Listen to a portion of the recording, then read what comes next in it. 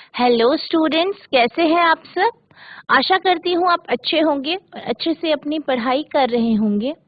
मैं मोनिका रावत आपका स्वागत करती हूँ आईसीटी वर्चुअल क्लासरूम देहरादून। बच्चों, आज हम क्लास 12 का जो आपका चैप्टर है इलेक्ट्रोमैग्नेटिक वेव्स उसे कंटिन्यू करेंगे। तो लास्ट लेक्चर में हमने डिस्प्लेसमेंट करंट के बारे में समझा था कि डिस्प्लेसमेंट करंट क्या है और किस तरीके से मैक्सवेल ने डिस्प्लेसमेंट करंट के अस्तित्व को खोजा था। और हमने आपका ईएम वेव है यानी इलेक्ट्रोमैग्नेटिक वेव यानी वैद्युत चुंबकीय तरंगे जो है उसके कॉन्सेप्ट को समझा था कि वो किस तरीके से आगे हमने इस कॉन्सेप्ट को लेके हम आए। तो बच्चों, आज हम कंटिन्यू करेंगे आपका जो डिस्प्लेसमेंट करंट है उसका डेरिवेशन। तो बच्चों, अब हम चलते हैं अपने स्मार्ट बोर्ड की तरफ। तो बच्चों, लास्ट लेक्चर में हम डिस्प्लेसमेंट करंट का डेरिवेशन कर रहे थे। हमने ये थोड़ा सा करा था और टाइम ओवर हो गया था, तो अब हम इसको पूरा आज कर देंगे। तो मैं आपको थोड़ा सा पिछला रिवाइज करा देती हूँ कि हमने क्या जब हम डेरिवेशन कर रहे थे तो हमने क्या क्या पढ़ लिया था। तो सबसे पहले हमने बात की थी कैपेसिटर की। इसकी बात की थी, एक कैपेसिटर की बात की थी, ठीक है। एक पैरेलल प्लेट कैपेसिटर की बात की थी। हमने ये देखा था कि हमने कैपेसिटर को एक बैटरी और एक टैपिंग की से कनेक्ट कर दिया था इस तरीके से। और हमने देखा था कि जब हम जो की है इसको जब टैप करेंगे यानी कि सर्किट को पूरा कंप्लीट कर देंगे, पूरा कर देंगे, आप जब परिपथ पूरा हो जाएगा तो इससे एक करंट यानी धारा प्रवाहित होगी, ठीक है, जिसे हम आई कहते हैं, ठीक है। इसे हम कंडक्शन करंट कहेंगे। तो जब ये करंट इसमें से प्रवाहित होगी यानी फ्लो करेगी तो आप जानते हैं धीरे धीरे करके जो आपका ये कैपेसिटर है ये चार्ज होगा, ठीक है। ये क्या होगा, चार्ज होगा। और ये चार्ज होते होते एक टाइम ऐसा आएगा कि ये पूरी तरीके से क्या हो जाएगा, चार्ज हो जाए। तो जो इसकी जो प्लेट्स है इसके बीच में कंडक्शन बंद हो जाएगा, ठीक है। और जो आपका ये लूप है, जो पॉइंट पी पे आपको ये लूप दिखाई दे रहा है, ठीक है, इस पे हमने क्या किया था, इससे हमने एम्पेयर सर्किटल लॉ लगाया था और आपका हमने मैग्नेटिक फील्ड निकाली थी आपकी जो अलग अलग कंडीशन है उसके लिए। तो हम इसको अब करते हैं। जो आपका एम्पेयर सर्किटल लॉ था तो हमने पढ़ा था कि वो क्या होता है, आपका लाइन इंटीग्रल, ठीक है। जो आपका एम्पेयर सर्किटल लॉ होता है वो line integral B dot D L बराबर होता है म्यू नॉट आई के, ठीक है। आप इसे फर्स्ट इक्वेशन मानेंगे, ये क्या है, एम्पेयर सर्किटल लॉ है, ठीक है। फिर हमने देखा था बी जो है इसमें क्या है, आपका मैग्नेटिक फील्ड यानी चुंबकीय क्षेत्र आपको दिखाई दे रहा है। आई आपका कंडक्शन करंट है। और हमने ये माना था और हमने ये एम्पेयर्स लॉ इस लूप में अप्लाई किया था, ठीक है। तो इसके अकॉर्डिंग आपका जो एम्पेयर सर्किटल लॉ है वो ये आया। अब जो आपका एम्पेयर सर्किटल लॉ है, ठीक है, आप जानते हैं बी डॉट डी एल होता है, जैसे कि हमने अभी देखा, यानी B close integral B D L cos theta होता है। हमारा यहाँ मैग्नेटिक फील्ड आप जानते हैं, ये पैरेलल प्लेट कैपेसिटर है, इसके बीच में मैग्नेटिक फील्ड यानी चुंबकीय क्षेत्र उत्पन्न होगा, आप जानते हैं।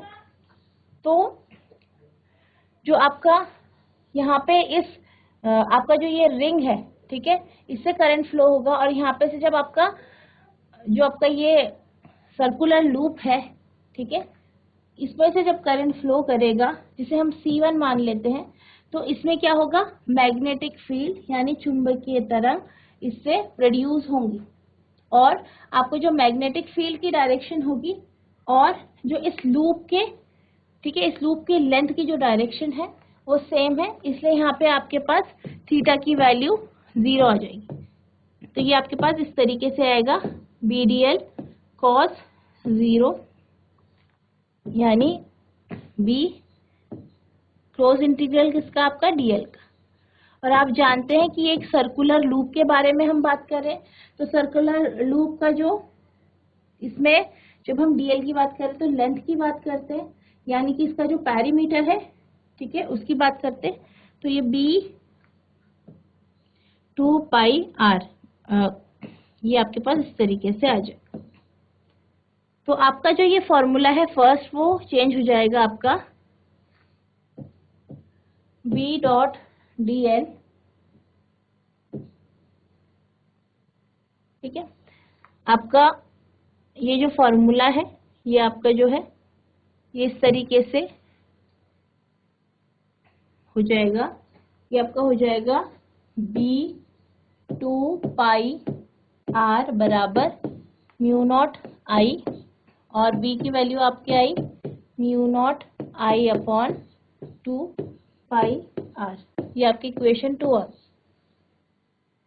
अब जैसे कि हमने बात करी कि जब ये की टैप होगी, ठीक है, की टैप हो गई यानी आपने सर्किट को क्लोज कर दिया, कंप्लीट कर दिया, पूर्ण कर लिया और इसमें से करंट फ्लो हो रहा है। तो आप जानते हैं कि जो आपका कैपेसिटर है वो चार्ज होगा, ठीक है, आपका कैपेसिटर चार्ज होगा। तो जब आपका कैपेसिटर चार्ज होगा तो जैसे जैसे वो चार्ज होगा एक टाइम ऐसा आएगा जब ये कंप्लीटली चार्ज हो जाएगा, यानी पूरी तरीके से चार्ज हो जाएगा। तो इस कंडीशन में जो आपका ये कैपेसिटर है इसके बीच से कंडक्शन करंट फ्लो नहीं करेगी, यानी जो कंडक्शन धारा है वो इसमें से प्रवाहित नहीं होगी, यानी जो आपका कैपेसिटर है इसमें I की वैल्यू आपकी 0 हो जाएगी। तो जो आपका जब ये पूरा का पूरा फिल हो जाएगा आपका कैपेसिटर, तो आपका इस जो आपकी ये जो फिगर है इस पे ये कन्वर्ट हो जाएगा, इस तरीके से ये टिफिन बॉक्स की शेप में ले लेगा। तो आपके पास आप देख सकते हैं यहाँ पे जो आपका करंट होगा वो 0 हो जाए। अब हम क्या करेंगे, हम इस करंट को हम I को 0 लेते हुए जो हमारी फिगर है, ठीक है, इसमें हम I की वैल्यू, इस डायग्राम में हम I की वैल्यू को 0 ले लेते हैं। तो हमारा जो एम्पेयर सर्किटल लॉ होगा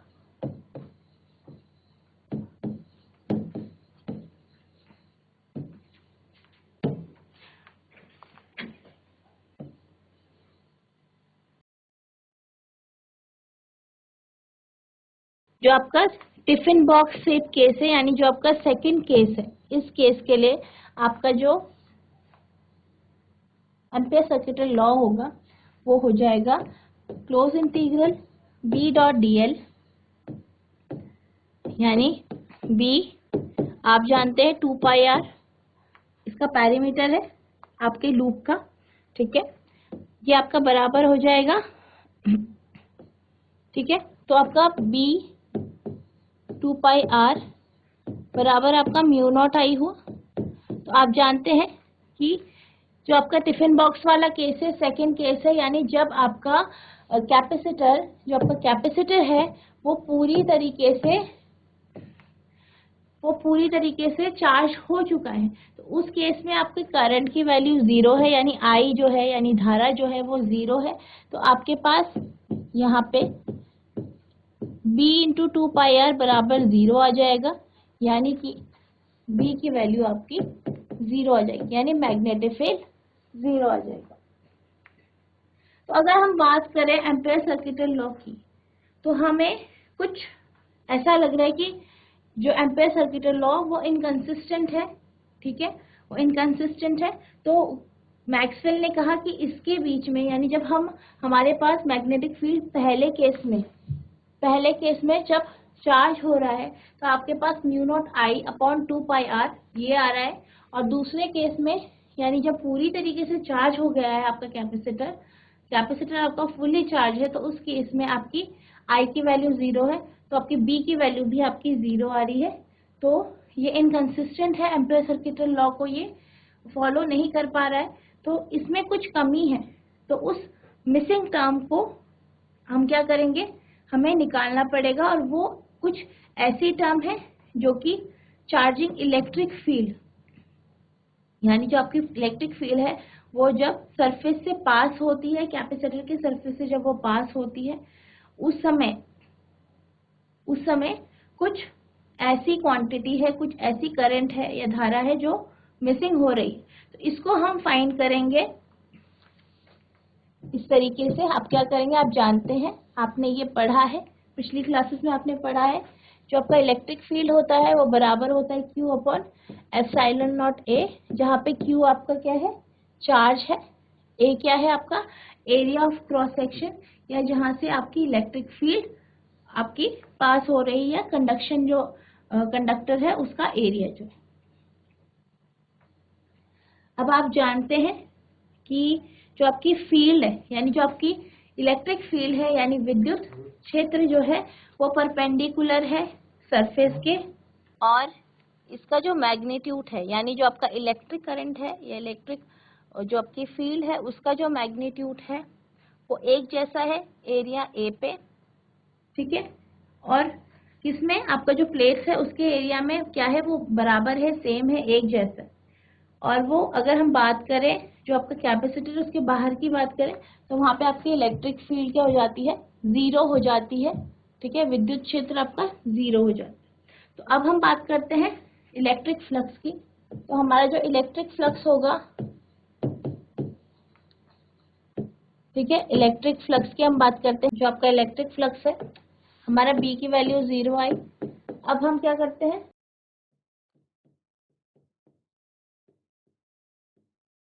ये आपका इलेक्ट्रिक फील्ड, ठीक है, B की वैल्यू आपकी 0 आई थी। फिर हमने देखा कि जो आपका कैपेसिटर है उससे जो इलेक्ट्रिक फील्ड यानी विद्युत क्षेत्र जो उत्पन्न हो रहा है, आप जानते हैं, आपने पढ़ा है, बराबर होता है Q upon epsilon not A के।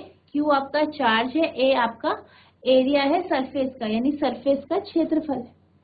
तो जब हम मैग्नेटिक फ्लक्स की बात करते हैं तो वो बराबर आएगा, आप जानते हैं, बराबर होता है E डॉट A के, यानी EA cos थीटा की।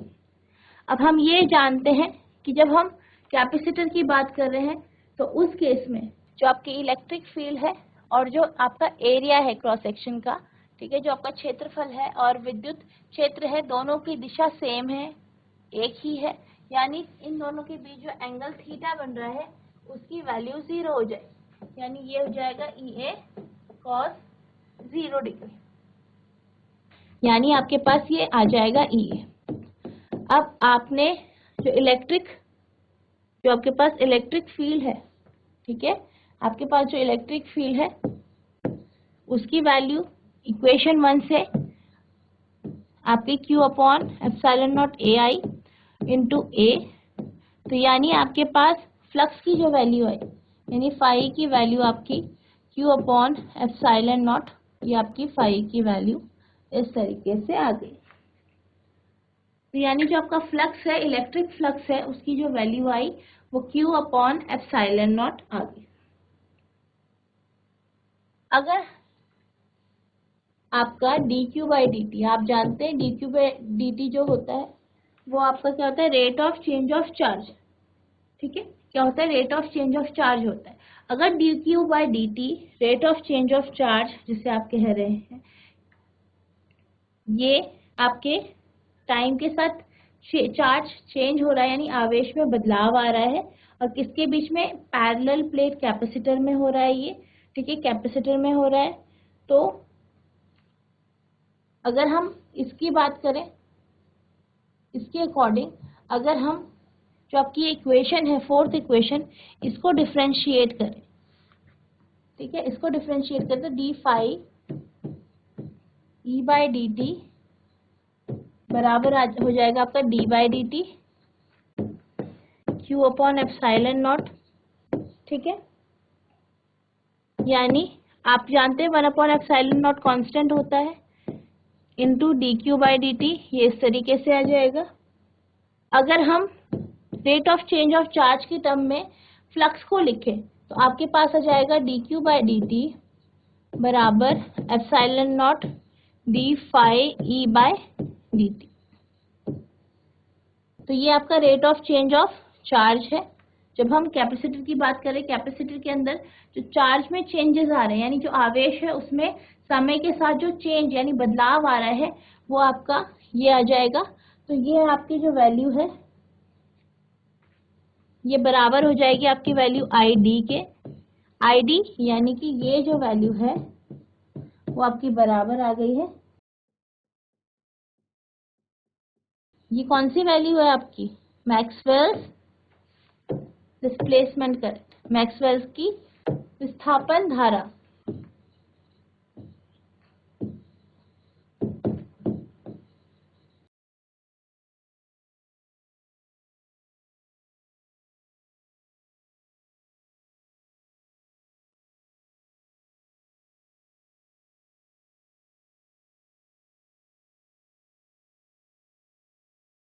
तो ये जो आपकी आईडी है, हमने जो यहाँ पे आईडी की वैल्यू निकाली है, जो कि कैपेसिटर जब फुल्ली चार्ज हो गया यानी पूरी तरीके से जब वो चार्ज हो गया, तो आप जानते हैं कि उससे कंडक्शन करंट फ्लो नहीं होगा।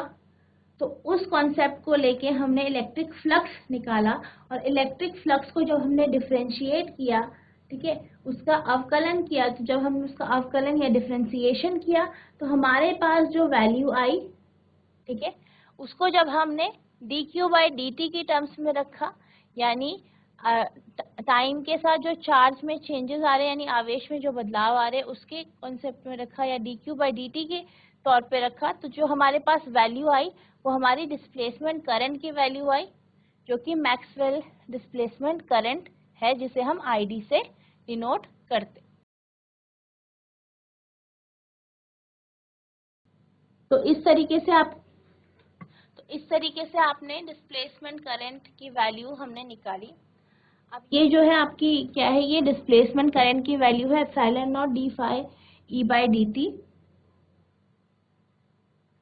जो कि कब आता है, कब रोल प्ले करता है, जब आपका इलेक्ट्रिक फील्ड और इलेक्ट्रिक फ्लक्स चेंज होता है, तो उस टाइम आपका जो रोल प्ले करता है वो आपका डिस्प्लेसमेंट करंट यानी विस्थापन धारा होती है।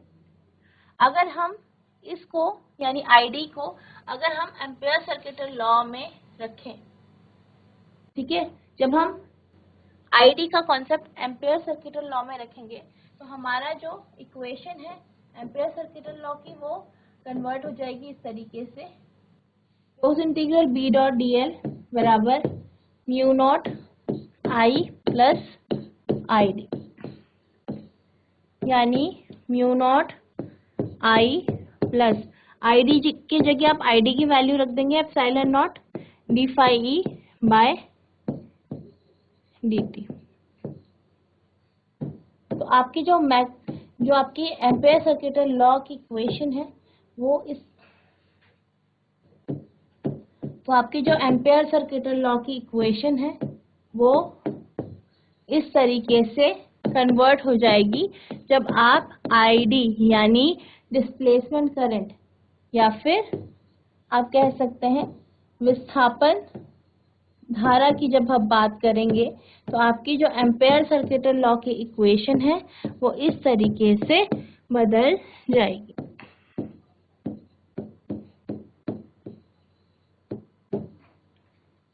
तो ये जो है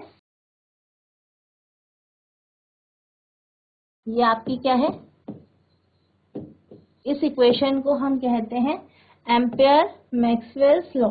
इसको हम क्या कहते हैं, एम्पेयर मैक्सवेल का नियम, एम्पेयर मैक्सवेल्स लॉ या एम्पेयर मैक्सवेल का नियम हम इसे कहते हैं।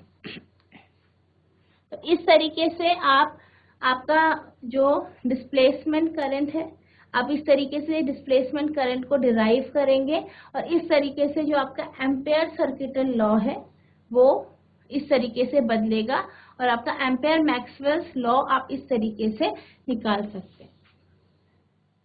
तो जब आप इलेक्ट्रोमैग्नेटिज्म की बात करते हैं, इलेक्ट्रोमैग्नेटिज्म की जब बात करते हैं, तो उसमें जो डिस्प्लेसमेंट करंट होता है वो एक ऐसी क्वांटिटी है, ठीक है, वो एक ऐसी क्वांटिटी है जो मैक्सवेल की इक्वेशन में जब वो अपेयर होती है तो उसमें हम change of electric displacement field की टर्म्स हम उसे लिखते हैं। यानी in electromagnetism displacement current is a quantity appearing in Maxwell's equation that is defined in terms of the rate of change of electric displacement field.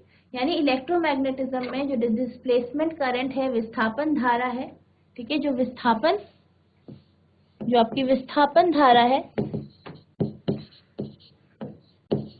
वो एक ऐसी quantity है जो कि मैक्सवेल के इक्वेशन में आपको अपेयर होती है, यानी दिखती है, और जिसकी टर्म्स में, जो कि किसके टर्म्स में आप देख सकते हो, rate of change of electric displacement field, यानी इलेक्ट्रिक विद्युत विस्थापन क्षेत्र में जो चेंजेस हो रहे हैं, ठीक है, समय के साथ जो चेंज हो रहा है उसके टर्म्स में आप इसे समझ सकते हो या देख सकते हो। Displacement current has the unit of electric current density, यानी जो आपकी डिस्प्लेसमेंट करंट होती है यानी विस्थापन धारा होती है, ठीक है, उसकी जो यूनिट है, मात्रक है, वो इलेक्ट्रिक करंट डेंसिटी वाला मात्रक है। And it has an associated magnetic field just as actual current too, यानी इसके भी मैग्नेटिक फील्ड वैसे ही होती है जैसे कि एक्चुअल करंट की होती है। और हम इसे मैथमेटिकली किस तरीके से दिखाते हैं, हम इसे मैथमेटिकली, जैसे कि हमने अभी पढ़ा, हम इसे मैथमेटिकली आईडी को हम किस तरीके से दिखाते हैं, epsilon naught D phi E by D T. तो आप यहाँ पे देख सकते हैं कि जो आपका डिस्प्लेसमेंट करंट है वो बराबर है आपका एप्सिलॉन नॉट और rate of change of electric flux, यानी जो आपका विद्युत फ्लक्स है उसमें जो चेंजेस हो रहे हैं समय के साथ उस पे ये डिपेंड कर रहा है। तो इसको आप इस तरीके से, यानी जो आपका डिस्प्लेसमेंट करंट है उसको आप इस तरीके से लिखते हैं। तो जो मैक्सवेल थे उन्होंने ये देखा कि जो आपका कंडक्शन करंट है, ठीक है, जो आपका कंडक्शन करंट है आई और डिस्प्लेसमेंट करंट आईडी है, उन दोनों की प्रॉपर्टी जब वो एक साथ रहते हैं तो वो कॉन्टिन्यूटी की प्रॉपर्टी शो करते, भले ही वो जब हम अलग अलग इन दोनों टर्म्स को लें, यानी कि जो आपकी विस्थापन धारा है और कंडक्शन करंट जो है, कंडक्शन धारा है, अगर हम इन दोनों को अलग अलग लें, ये दोनों कॉन्टिन्यूटी की प्रॉपर्टी शो नहीं करते, लेकिन जब हम इन दोनों को साथ में लेते हैं तो ये क्या करते हैं, कॉन्टिन्यूटी की प्रॉपर्टी को शो करते हैं। तो इस वजह से जो आपका एम्पेयर सर्किटल लॉ है उस पर चेंजेस आए और वो आपका एम्पेयर मैक्सवेल लॉ में कन्वर्ट हुआ, जो कि अभी हमने देखा था, यानी जिसकी जो आपने वैल्यू क्या निकाली थी, close integral v dot D L बराबर mu naught I plus I D, और आई डी की वैल्यू आपकी epsilon naught D phi E by D T. तो इस तरीके से आपका जो एम्पेयर्स लॉ है वो एम्पेयर मैक्सवेल्स लॉ में कन्वर्ट हो गया, क्योंकि जब हम कंडक्शन धारा और जो आपकी डिस्प्लेसमेंट करंट है यानी विस्थापन धारा है, जब हम उन दोनों को साथ में लेते हैं तो वो कॉन्टिन्यूटी की प्रॉपर्टी शो करती है, और अगर हम इंडिविजुअली उन्हें लें तो फिर वो कॉन्टिन्यूटी की प्रॉपर्टी शो नहीं करती है, जिस कारण जो आपका एम्पेयर सर्किटल लॉ है वो कंसिस्टेंट नहीं होता है। इसलिए आपका जो एम्पेयर सर्किटल लॉ है वो एम्पेयर मैक्सवेल लॉ में कन्वर्ट हो जाता है जब हम उसमें डिस्प्लेसमेंट करंट का कॉन्सेप्ट इंक्लूड करते हैं। अब हम बात करते हैं कॉन्टिन्यूटी ऑफ करंट की। जैसे कि हमने अभी समझा, अभी पढ़ा, हमने क्या पढ़ा, हमने कॉन्टिन्यूटी का कॉन्सेप्ट समझा कि जब हम आपका डिस्प्लेसमेंट करंट यानी विस्थापन धारा और जो आपकी कंडक्शन करंट है, जब हम दोनों को एक साथ लेके चलते हैं, दोनों को एक साथ इंक्लूड करके चलते हैं, तो वो कॉन्टिन्यूटी की प्रॉपर्टी शो करती है, यानी वो कॉन्टिन्यूटी होती है। तो उसको हम लेके आगे चलेंगे। तो इसके लिए, इसको सॉल्व करने के लिए हम क्या करेंगे, सबसे पहले जो आपका, जैसे कि आप जानते हो हमने शुरू में जो पढ़ा, जब हम डिस्प्लेसमेंट करंट निकाल रहे थे तो हम क्या करेंगे, दो पैरेलल प्लेट कैपेसिटर लेंगे। यहाँ पे सर्कुलर पैरेलल प्लेट कैपेसिटर लिया गया है और इसको हम एक की, जैसे कि आप यहाँ पे देख सकते हैं की है लगी है, और एक बैटरी से जोड़ दें। तो जैसे कि आप जानते हैं जब बैटरी से हम इसे कनेक्ट करेंगे तो इससे क्या होगा, करंट यानी धारा निकलेगी, आपकी बैटरी से धारा निकलेगी जो कि कंडक्शन करंट होगी, जो यहाँ पे आईसी से आपको दिखाएगी। तो जैसे ही आपका जो ये परिपथ है यानी सर्किट है, जब जैसे ही ये पूरा होगा यानी कंप्लीट होगा तो इसमें से धारा प्रवाहित होगी और आपका कैपेसिटर धीरे धीरे करके चार्ज हो। एक पॉइंट ऐसा आएगा जब ये पूरी तरीके से चार्ज हो जाए, तो उस केस में क्या होगा, आपका जो पैरेलल प्लेट कैपेसिटर है, आप देख सकते हैं P और Q यहाँ पे लिया गया है, यहाँ पे जो आपका कंडक्शन करंट की वैल्यू 0 हो जाएगी। क्या हो जाएगी, 0 हो जाएगी। तो हमने दो सरफेस लिए, दो लूप लिए हैं, यहाँ पे आप देख सकते हैं C1 एंड C2, ये दो हमारे दो लूप या दो कुंडलियां हैं, दो सरफेस हैं जिनको हमने लिया है। और इन दो सरफेसेस पे हम आपका कॉन्टिन्यूटी ऑफ करंट हम ये देखेंगे कि किस तरीके से आपका डिस्प्लेसमेंट करंट और जो आपका कंडक्शन करंट है वो कॉन्टिन्यूटी की प्रॉपर्टी शो कर। तो हम ये जानते हैं, हमने ये अभी देखा है कि जो मैक्सवेल एम्पेयर अभी हमने निकाला था, मैक्सवेल एम्पेयर मैक्सवेल लॉ हमने अभी निकाला, अभी डिराइव किया। तो उसके according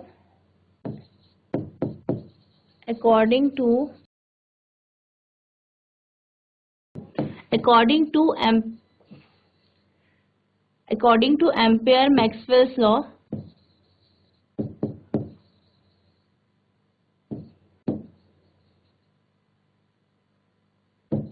closed integral B dot dl बराबर mu naught I plus ID। तो आपका जो एम्पेयर मैक्सवेल्स लॉ है उसके अकॉर्डिंग आपका close integral B dot dl बराबर होता है mu naught I plus ID, जहाँ I आपका कंडक्शन करंट है और D आपका क्या है, ID क्या है, आपका डिस्प्लेसमेंट करंट है। एम्पेयर्स मैक्सवेल लॉ के अकॉर्डिंग जो आपका close integral B dot dl होता है वो बराबर होता है mu naught I plus ID के। I आपका कंडक्शन करंट है और ID आपका डिस्प्लेसमेंट करंट यानी विस्थापन धारा है। तो हम ये जानते हैं कि ये दोनों जब साथ में रहते हैं तो इनकी एक प्रॉपर्टी है कॉन्टिन्यूटी की, वो आपको कब दिखाई देती है, क्लोज्ड पाथ में दिखाई देती है। तो अब आप जानते हैं यहाँ पे हमने दो क्लोज सरफेसेस ली हैं, ठीक है, लूप लिया है C1 और C2। तो हम क्या करेंगे, इन दोनों सरफेसेस पे फ्लक्स की वैल्यू यानी जो आपका इलेक्ट्रिक फ्लक्स है यानी विद्युत फ्लक्स है उसे हम निकालेंगे। तो फॉर लूप C1 यानी आपका जो C1 लूप है इसके लिए आप जानते हैं यहाँ पे किसी भी तरीके का इलेक्ट्रिक फ्लक्स नहीं होगा, यानी E की वैल्यू यहाँ पे 0 होगी, ठीक है। तो यहाँ पे क्या होगा, E की वैल्यू 0 होगी, इलेक्ट्रिक फ्लक्स यहाँ पे 0 आएगा, यानी अगर हम rate of change of electric flux देखें यानी D phi E by D T देखें तो इसकी वैल्यू भी हमारी 0 हो जाए। और अगर हम I प्लस आई डी में देखें, I प्लस जो आई डी है आप जानते हैं ये बराबर होता है I plus epsilon naught D phi E by D T. तो C1 के केस में आप जानते हैं D phi E by D T आपका 0 हो गया है, यानी I plus epsilon naught into 0 हो जाए। यानी इस केस में जो करंट है उसकी वैल्यू आपकी I आ जाएगी, यानी कंडक्शन करंट, यानी जो हमने लूप बाहर लिया है आपके कैपेसिटर से, जो बाहर हमने कुंडली ली है, लूप लिया है, उसमें जो करंट की वैल्यू आएगी यानी जो आपका कंडक्शन करंट की वैल्यू आएगी वो I आएगी। अब हम बात करते हैं फॉर लूप C2 यानी C2 लूप, जो कि आप यहाँ पे देख सकते हैं आपके जो कैपेसिटर है उसके बीच में हमने C2 लूप यानी कुंडली रखी है C2। तो आप जानते हैं कि जो आपका पैरेलल प्लेट होता है उसके बीच से जब वो फुली चार्ज हो जाता है तो इससे इसके बीच से आपका कंडक्शन करंट फ्लो नहीं करता, तो आपका कंडक्शन करंट इस केस में फ्लो नहीं करेगा, यानी I की वैल्यू आपकी 0 हो जाएगी। यानी अगर हम I प्लस ID की बात करें, क्योंकि हम यहाँ पे कॉन्टिन्यूटी निकाल रहे हैं, तो फिर I प्लस ID लेंगे तो I की वैल्यू आपकी 0 हो गई प्लस ID, और जो आपकी ID की वैल्यू आएगी आप जानते हैं ID बराबर होता है आपका epsilon naught D phi E by D T के आपके बराबर होता है। तो ये पहली इक्वेशन आपकी फर्स्ट आ गई, सेकेंड आपकी ये सेकेंड इक्वेशन। और आप जानते हैं किसी भी इंस्टेंट पे जब चार्ज हो रहा है कोई पैरेलल प्लेट कैपेसिटर जब चार्ज होता है तो हम ये जानते हैं कि जो आपकी E यानी इलेक्ट्रिक फील्ड की जो वैल्यू होती है वो Q upon epsilon not A होती है, ठीक है, ये होती है, आप जानते हैं। तो आपकी जो फाई E यानी इलेक्ट्रिक फ्लक्स जब हम निकालेंगे आप जानते हैं वो E डॉट A होता है, यानी E की वैल्यू हमने क्या निकाली है, हम जानते हैं Q upon epsilon not A इसकी वैल्यू होती है, तो आप इस वैल्यू को डाल देंगे Q upon epsilon not A into A, तो आपका A से A कैंसिल हो जाएगा, यानी आपकी जो फाई E की वैल्यू आएगी वो बराबर आएगी Q अपॉन एप्सिलॉन नॉट, यानी फाई E की वैल्यू आपकी Q अपॉन एप्सिलॉन नॉट है। तो हम क्या करेंगे, जो आपकी सेकेंड इक्वेशन है इसमें हम फाई की वैल्यू रख देंगे, तो फ्रॉम इक्वेशन 2 क्या है आपकी second equation, I plus ID बराबर आपका epsilon naught D by D T of phi था, तो यानी Q अपॉन एप्सिलॉन नॉट, यानी आप जानते हैं 1 अपॉन एप्सिलॉन नॉट कांस्टेंट होता है, तो एप्सिलॉन नॉट से एप्सिलॉन नॉट आपका कैंसिल हो जाएगा और किसका ये डिफरेंशिएशन किसका होगा, Q यानी चार्ज यानी आवेश का डिफरेंशिएशन होगा। तो आप देख सकते हैं dQ बाई dt आपका बराबर होता है करंट के यानी I के यानी कंडक्शन करंट के। तो इससे हमने ये प्रूव किया कि जो आपके कंडक्शन करंट होता है और डिस्प्लेसमेंट करंट होता है यानी कंडक्शन धारा और विस्थापन धारा होती है, ये कॉन्टिन्यूटी की प्रॉपर्टी शो करती है जब ये दोनों साथ में होती हैं, तो इससे हमें इसकी कॉन्टिन्यूटी की प्रॉपर्टी पता चलती है।